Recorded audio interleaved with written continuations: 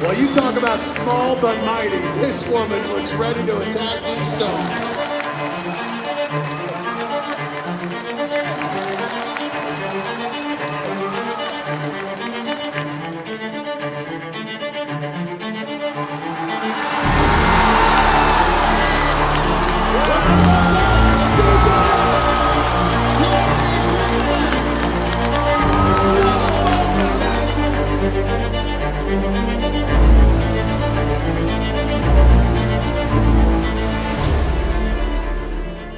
My name is Brennan. I am a strongwoman from the UK. I previously competed in the under 64 weight class, but I've recently moved up to the under 73 weight class. So in a nutshell, I guess that's what I do. Lift heavy stuff for fun. So I fell into the sport by accident. I never intended to get into strongwoman. Matt was doing a strongman competition. They were like a man down on an event, so they were like, does anyone want to join in? And Matt just pushed me in and was like, Chloe will do it. So I ended up, they dropped the bar to like 100 kilos for me. I did 20 reps, and then the guy that runs like the UK pathway for strongwoman was like, you should probably try this. Then I got talked into doing Midland Strongest Woman, won that, came second at England's Strongest Woman that year, third at Britain's Strongest Woman that year, and thought, I should probably give this a go. I never escaped, and now it's like all I do. So some of my biggest, like the thing I was most proud of was that second place at England's Strongest Woman, just because I never expected it. But since then I've won England's Strongest Woman. I have come second at the Arnold World Championships, and I've also come fifth at World Strongest Woman and hold 2 world records. So I hold the world record in the under 64s for the car walk, and I hold the open world record for the replica Dinnie Stones as well. I get this like impostery thing where like even stuff like this, I'm like, why do they want to interview me, or why do people want to follow what I do? And when there's people that are so much better, because I still see myself as not quite there.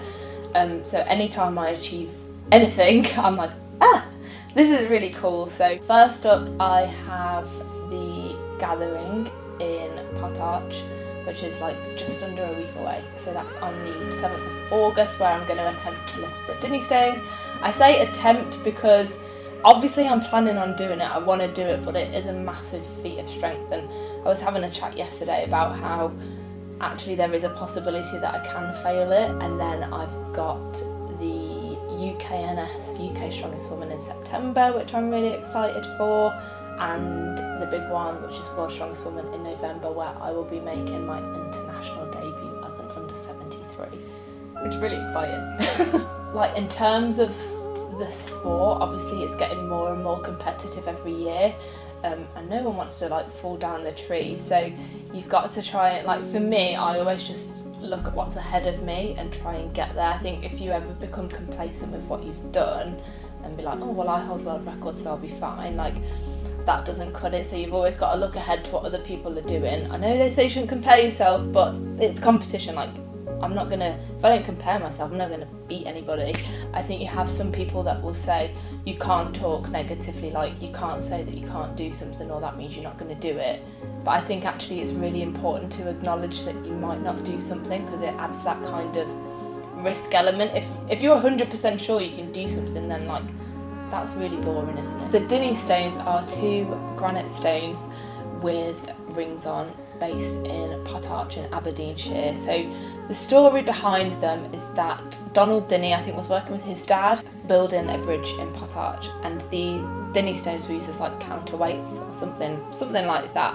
And the story is that Donald Dinnie picked up and walked the stones across the bridge, and then they were like gone for a long time, and then David Webster rediscovered them, and that's when they were lifted again in the 70s, I think. And then since then it's become more of a thing, and it seems to be gaining like ridiculous momentum at the moment, but it's seen as a bit of a feat of strength. And they have the gathering every year, which is like Donald Dinnie Day, to celebrate, I guess, the things that he did. But he was like a ridiculous athlete. If you Google him, I think he did like Highland Games and loads of different sports, and was a very successful athlete. So it's cool to try and fill big boots like that.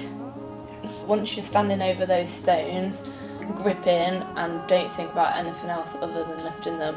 And it's real hard at the start because it's so heavy it takes a little while to come up, but just keep pulling, do not stop. Do it. It's all mental. Like, you'll see so many people fail it and it's because they're overthinking it, and once you're there, like, you've done the work, it's just about picking them up and believing that you can do it. There's no space for self-doubt in the moment. So these are the rings of the Dinnie Stones. So as you can see, you've got the one big ring here and then the smaller rings. So you've got the heavier weight here, so you've got 188 kilos on this ring, 144 on this one. A lot of people, especially with big hands, will lift it this way round, but obviously, like, it gives them a bigger grip, but it's like 2 inches lower to the floor. So I will go this way.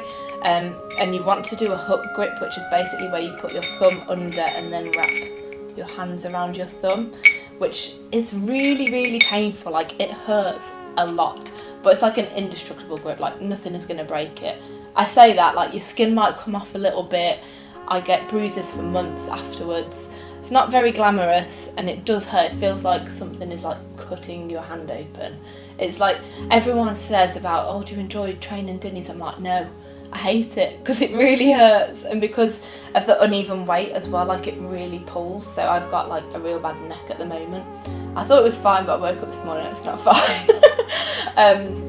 Because it hurts and it's odd and it's awkward. But in terms of like technique, the more upright you can get yourself, the more likely you are to get the lift. You'll see a lot of people will bend over and try and deadlift it and it just won't move off the floor. So if you can get yourself real upright and standing right over the stones, focusing on the big weight, straight up, that's how you're going to do it. If you try and deadlift Dinnie Stones, you're not going to do it. It's not going to happen. Yeah, so this one is slightly thicker and obviously much bigger. That one is real thin. So I don't actually mind this one, but I know a lot of the guys with bigger hands like hate this one because it cuts into them so much and they find this one much more comfortable. When you're lifting them, it's all in the legs and you just need to allow your arms to be as long as they can be. As long as you've got your shoulders pinned back, you just need to let your arms hang and do their thing. But that, again, that's something a lot of people get wrong. They try and lift it with their back and it has to be legs. If you're going to do the way I do it with the straddle stance. So I absolutely acknowledge the fact that I might fail this. I've seen people who have lifted the Dinnie Stones before that have then gone to do it again and failed it. Like, they've lifted it multiple times and then on one occasion not got it and it's really knocked them. But I think it goes to show how hard a feat of strength it is. Like, it is difficult, and if I fail it, like recently I've been thinking, if I fail it I'm going to look like an idiot, I'm going to look like a fraud and get this whole imposter thing. But actually, if I fail it, no one's going to forget about what I've already done. I'm not going to forget about what I've already done. It just shows how difficult it is. It would be really gutting and I would be upset, but I think it would just get that fire burning again. And when the opportunity arose, I would go and do just this, and I will lift the Dinnie Stones up in the way that I want them to go, whenever that is, but hopefully very soon.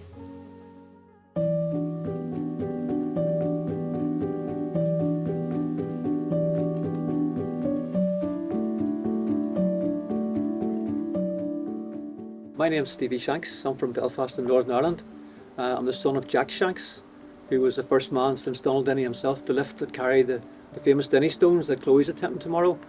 He did that in 1972. He lifted them up and he came back in 73 and carried them. So I'm very proud to be my dad's son on that one, and we're lucky enough now to be the first father and son combination to have done that since Donald Dinnie and his father. We're in magical Royal Deeside, and this is where the Dinnie Stones reside. This is where Donald Dinnie was born, and this is where the magic all happens. So every year, lifters from all over the world, they make the pilgrimage here. Just behind me is where the Dinnie Stones normally live, and they make the pilgrimage across to lift the mighty Dinnie Stones. And we're up to well over 200 lifters now, and that's 200 lifters in almost 150 years.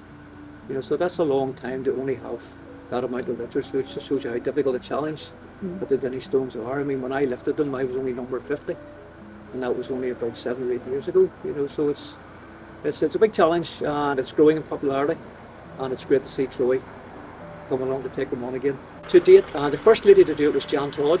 She did that in 1979, and there have been 7 successful attempts by ladies since then. We made a documentary, and it kind of featured historic stones, and the Dinnie Stones featured in it, so Dad and I were invited over. And one of the things that struck me when we were here, Dinnie Stones had actually been away for a number of years because they were renovating the hotel here.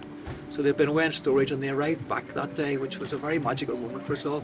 But one of the things that struck me was we had David Webster, who founded Dinnie Stones in 1953 down by the water here, by the River Dee. We have Terry Todd was here, Jan Todd, the first lady to lift them.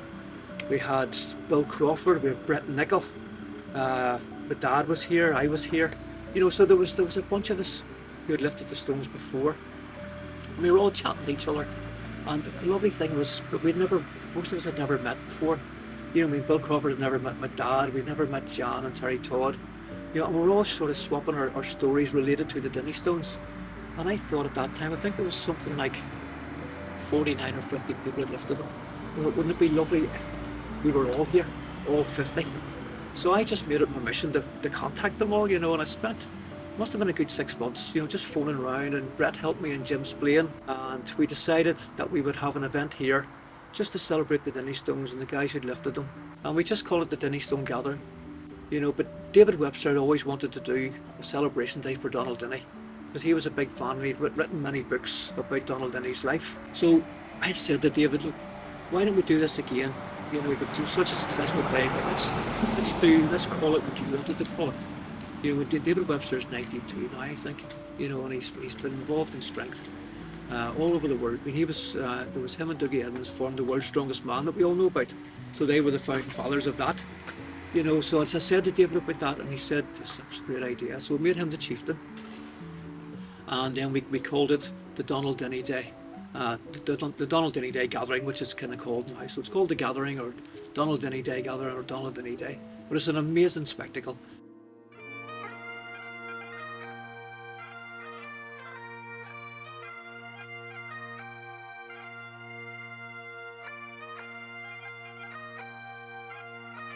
It'd mean a lot to me to lift the Dinnie Stones today. It's something that I was extremely close to last time I was here. The Arnold was a bit of redemption, but today I'm wanting to lift them up just for kind of peace of mind. It's more a personal achievement, but if I get it, you'll see in my face what it means to me. It means a great deal.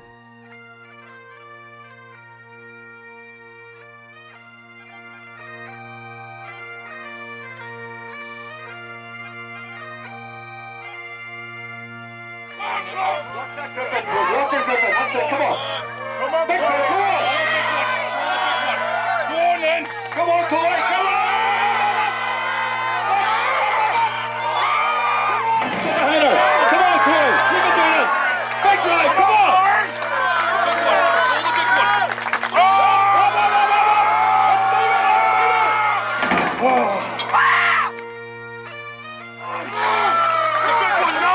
Everything you've got.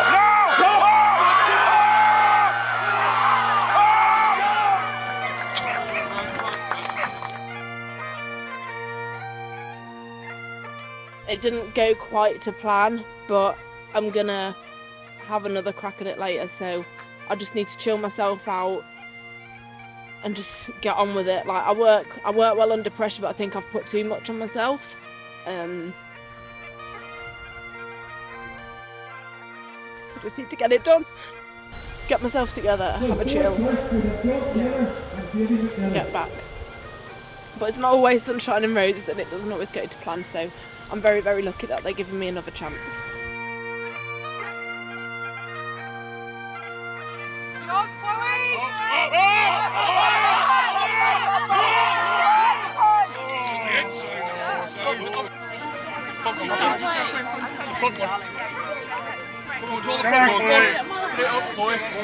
Keep going.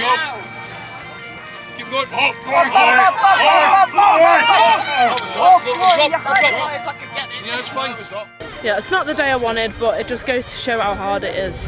Like, it is an enormous feat of strength, and to see Red do it as well as she did today was incredible. So that's my one. There's little girls here that have seen her do that. That's my dad. I'll come back another time I'll get it then. Not how I wanted it, like I wouldn't count it, but like I say it over and over again, like it's hard. And I think if I was to just come here and piss it, it's what people expected, but it's not all sunshine and rainbows. And this sport, strongman, stone lifting, like it's hard. So hopefully, although it's not the result I wanted, I hope that it just shows people, you know, not to give up. Get the motion again. But I'm not giving up, I'll get back and I'll do it. It's the way the cookie crumbles.